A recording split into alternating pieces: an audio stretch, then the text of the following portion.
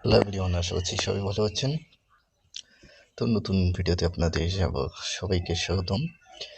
তো ইতিমধ্যেই কিন্তু মুখ্যমন্ত্রী মমতা বন্দ্যোপাধ্যায় একটি নদীয়ার সভায় বলে দিয়েছেন যে ইতিমধ্যেই তৃতীয় কিস্তির টাকা অ্যাকাউন্টে ক্রেডিট হওয়া শুরু হয়ে যাবে। তো তার মধ্যে কিন্তু অনেকেই পাবেন না দ্বিতীয় কিস্তি, এবং দ্বিতীয় হতে পারে বড় ধরনের একটি জরিমানা। তো চলুন ভিডিওটিতে আমরা বিস্তারিত জানি। তো খবর নদিয়া, এদিন মুখ্যমন্ত্রী মমতা বন্দ্যোপাধ্যায় নদিয়ার একটি জনসভায় বাংলা আবাস যোজনার দ্বিতীয় কিস্তির টাকা নিয়ে বক্তব্য রাখেন। এখানে তিনি বলেন যে মে মাসের মধ্যে দ্বিতীয় কিস্তির টাকা সবার অ্যাকাউন্টে ক্রেডিট করে দেওয়া হবে, যারা প্রথম কিস্তির টাকা পেয়েছিলেন। কিন্তু সবাইকে দ্বিতীয় কিস্তির টাকা দেওয়া হবে না, উল্টো হতে পারে বড় জরিমানা। কেন এরকম বক্তব্য তিনি পেশ করেন?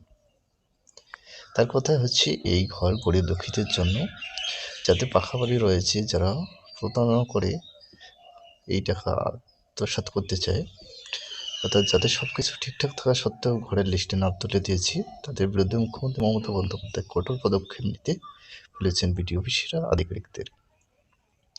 এবং যারা বাংলা আবাস যোজনা পাওয়ার যোগ্য নয়, তাদেরও এখানে প্রথম কিস্তির টাকা ক্রেডিট হয়, তো তাদেরকেও দিতে হতে পারে বড় ধরনের জরিমানা।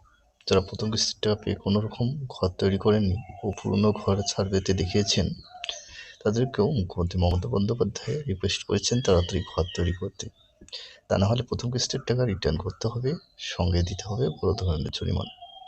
এবং আবাস যোজনার দ্বিতীয় কিস্তির টাকা পেতে হলে আপনাকে ঘরের 50% কাজ অবশ্যই শেষ করতে হবে, তা নাহলে দ্বিতীয় কিস্তির টাকা অ্যাকাউন্টে ক্রেডিট করা হবে না। তো এভরিওয়ান, সবাইকে আজকের এই তথ্যটুকু দেওয়া ছিল আপনাদের।